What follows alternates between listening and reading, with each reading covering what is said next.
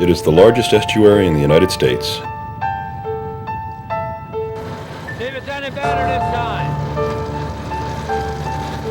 And for many decades, its oyster harvests were the largest in the world.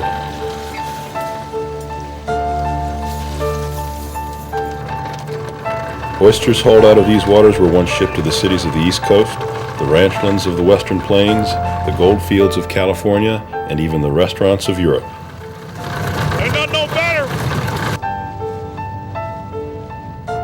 Since the mid-1800s, tens of thousands of commercial fishermen in Maryland and Virginia have hauled hundreds of millions of bushels of oysters out of Chesapeake Bay.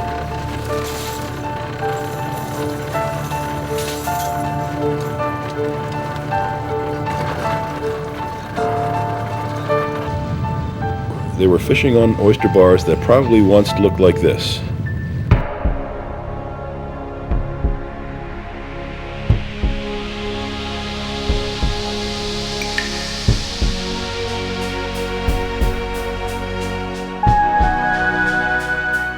Before European settlement, before a century and a half of heavy harvesting, the historic oyster reefs of the Chesapeake, like the coral reefs of the Caribbean, form huge living underwater structures.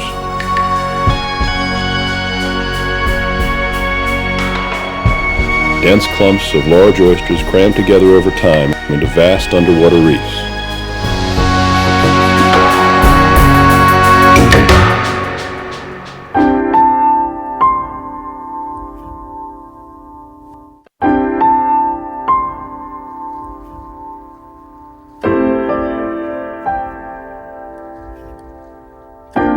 After a century and a half of heavy harvesting, and after 4 decades of oyster disease, all right, guys, let's go. what's happened to these great reefs? We wanted to find out. We wanted to show other people what the bottom of the bay looks like now.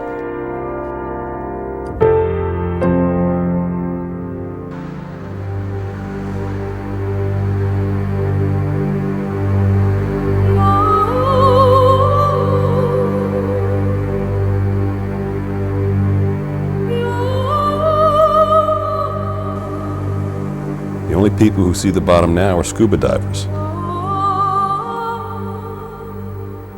And they only get to see it on fairly calm days.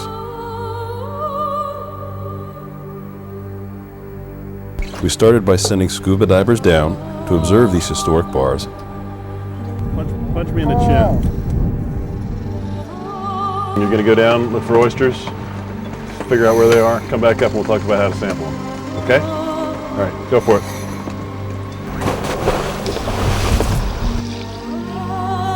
Once you get down to the bottom, put a quad, drop a quad.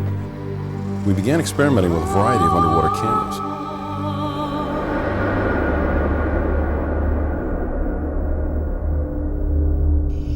Check in with your comm gear, please, over. Roger, over.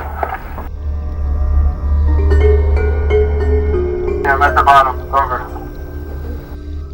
We found most of the reefs broken down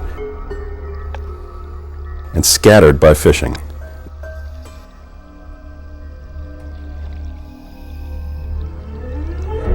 Watermen call this barren bottom.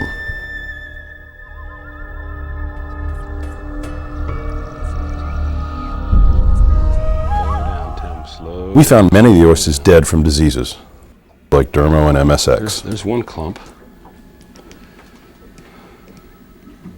They're dead oysters, basically, oysters that have been, that have died and their shells are still articulated. They're still stuck together.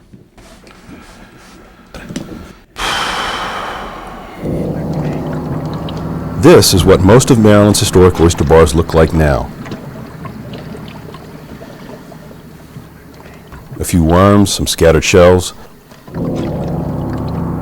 Compared to the rich community that was once here,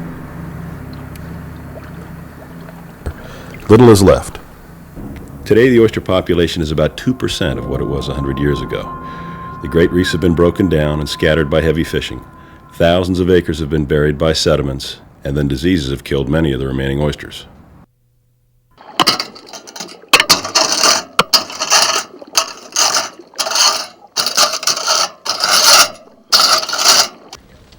Today, watermen still go dredging and tonging in Chesapeake Bay.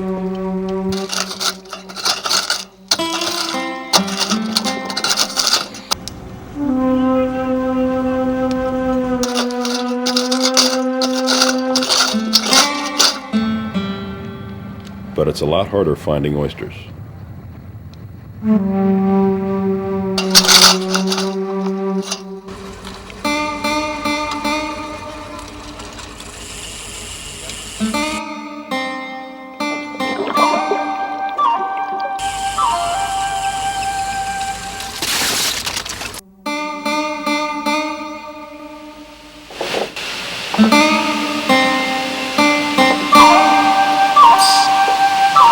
The crisis with the oyster fishery has, I think, driven home the idea that, well, we need to try something new and innovative.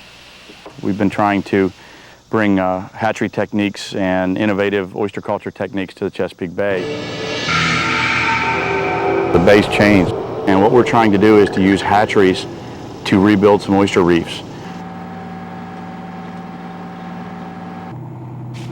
The watermen, the fisheries managers, the scientists, even though we have had some disagreements over how things should be done, we've all realized that we're after the same goal, which is to try to get more oysters back out there.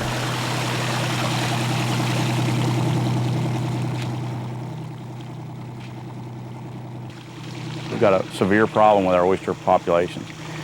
The process is we bring broodstock in from the river, we put them on a spawning table, raise the temperature. We try to trick them into thinking spawning is occurring. We will stimulate the animals with gonadal product from a couple animals that we sacrifice that usually stimulates spawning activity. The oysters in their normal pumping activity sense gonadal product in the water, and then they start to spawn. Usually a male or two will go first. A male, if you can visualize my hands as the shells, will blow sperm out the side in a steady stream. When a female spawns, her shells will kind of open up, and she'll clap, and a big pulse of eggs will come out. Eggs will pulse out. You will see a chain reaction. So they have to spawn in synchrony to get this chain reaction going. And if it happens the way a good spawn normally happens, it's pretty neat. Imagine a million animals out on an oyster reef going at the same time.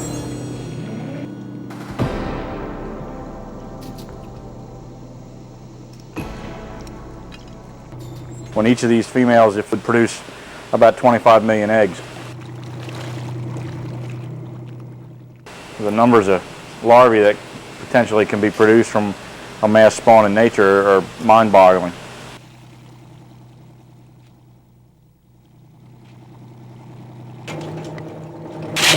This has an excellent chance of surviving to grow up to be a 3-4 inch oyster.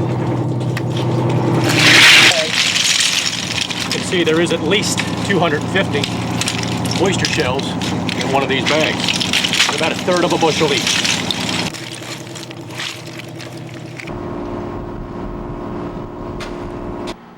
Can we restore the great oyster reefs of the Chesapeake Bay?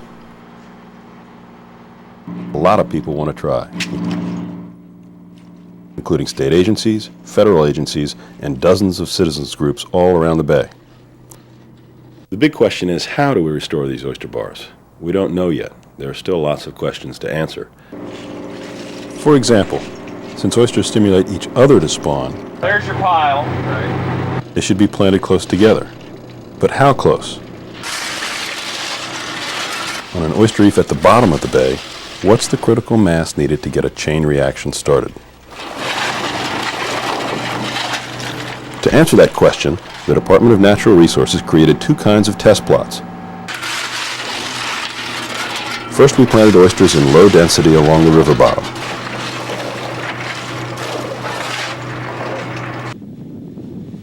Two years later, we came back to those exact plots using GPS to locate them. There it comes. Go for it.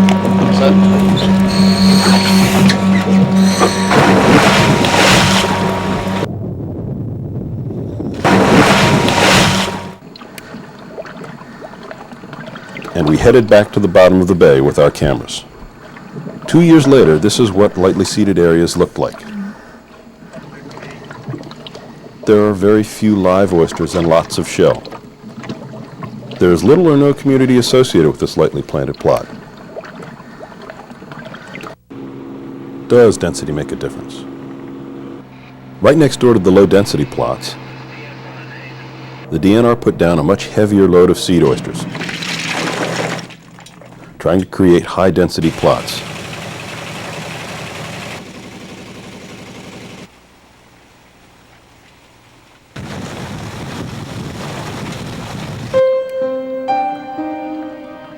The results are pretty remarkable.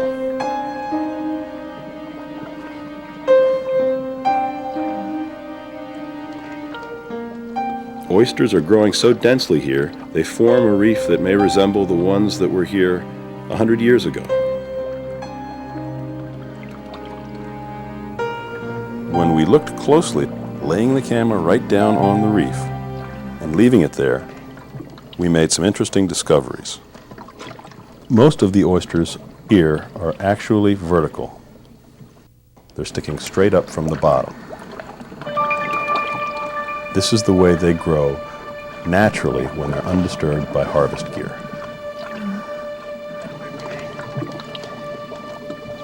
On these dense bars down along the bottom of the bay, we found all kinds of animals hiding and feeding and making themselves right at home. Blennies and gobies and grass shrimp were all over these bars.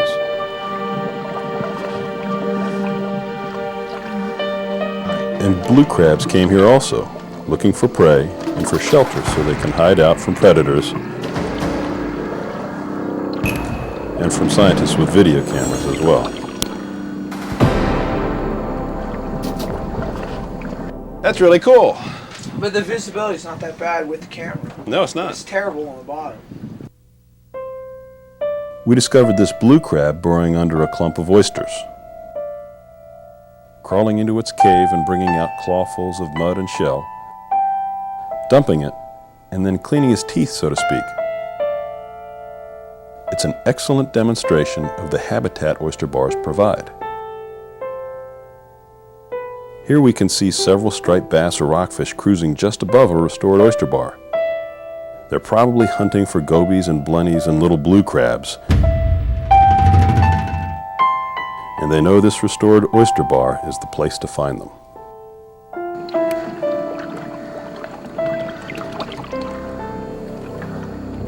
We've suddenly realized that we have the capability to restore some of these reefs.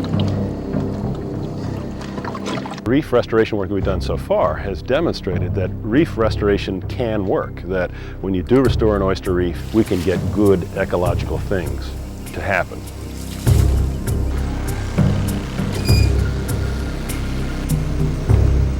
Most of the areas that we have now will not recruit actively, so we have to go plant those oysters. But now we've discovered that when we do that, we do develop these communities, and we do see an enhancement of the bottom, and we do see an enhancement of the ecosystem. So it looks like we have the capability of restoring these benthic ecosystems.